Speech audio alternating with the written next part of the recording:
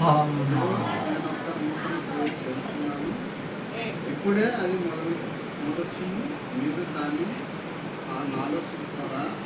నేను అరణ్యంలో త్రోవ తొలగించున్నాను, ఎడారిలో నదులు పారదీయుచున్నాను.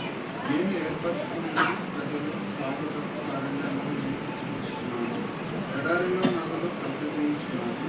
అడవి జంతువులను, అడవి కుక్కలను, వెతుకోలను నన్ను కనపరచును. నా నిమిత్తము నేను నిర్మించిన జనులు నా స్తోత్రము ప్రచురం చేయుదురు.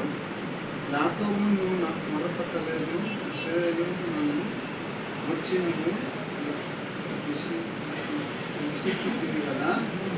దహన బలులుగా గొర్రెమేకలను పిల్లలను నా యొద్దకు తేలేదు.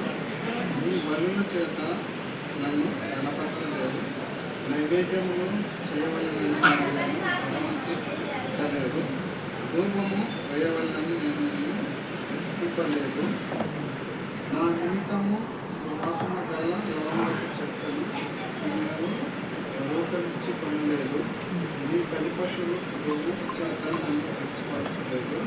సరే కదా, నీ పాపముల చేత నన్ను విసిపించలేదు, నీ దోషముల చేత నన్ను ప్రయాసపెట్టలేదు.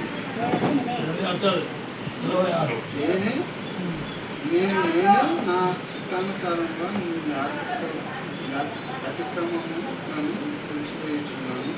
నేను నీ పాపములను జ్ఞాపకం చేసుకున్నాను, నాకు జ్ఞాపకం చేయుము. మనము వాదించుము.